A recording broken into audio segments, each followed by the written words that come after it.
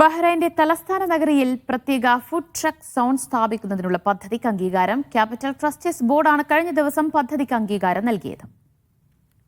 പ്രത്യേകം ക്രമീകരിച്ച സ്ഥലത്ത് അടിസ്ഥാന സൗകര്യങ്ങളായ വൈദ്യുതിക്കും വെള്ളത്തിനും സാനിറ്ററി സൗകര്യങ്ങൾക്കും സംവിധാനങ്ങൾ ഒരുക്കി ഫുഡ് ട്രക്കുകൾക്കുള്ള ലൈസൻസിംഗ് പ്രക്രിയ ഏകീകരിക്കാനും കേന്ദ്രീകൃത സംവിധാനങ്ങൾ ഒരുക്കുവാനുമാണ് അധികൃതരുടെ പദ്ധതി.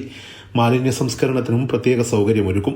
ഫുഡ് ട്രക്ക് ബഹ്റൈൻ എന്ന പേരിൽ ഫുഡ് ട്രക്കുകൾക്കായുള്ള സോൺ ഒരുക്കാനുള്ള പദ്ധതി പൊതുമേഖലയുടെയും സ്വകാര്യ മേഖലയുടെയും പങ്കാളിത്തത്തോടെയാണ് നടപ്പിലാക്കുക. ദുബായിലെ ലാസ്റ്റ് എക്സിറ്റ് പോലുള്ള മാതൃകകളിൽ നിന്നാണ് പദ്ധതിക്കുള്ള പ്രചോദനം. ഇരിപ്പിടങ്ങൾ, ലൈറ്റിംഗ്, അലങ്കാരങ്ങൾ, സുരക്ഷാ സംവിധാനങ്ങൾ, ശുചീകരണം എന്നിവക്കും പ്രത്യേക സൗകര്യങ്ങൾ ഒരുക്കും. സോൺ കേന്ദ്രീകരിച്ചുള്ള ഇവന്റുകളുടെ നടത്തിപ്പിനും മേൽനോട്ടത്തിനും പദ്ധതിയിൽ രൂപരേഖ തയ്യാറാക്കിയിട്ടുണ്ട്. റീസൈക്ലിംഗിനായി സ്മാർട്ട് ബിന്നുകളും സ്ഥാപിക്കും.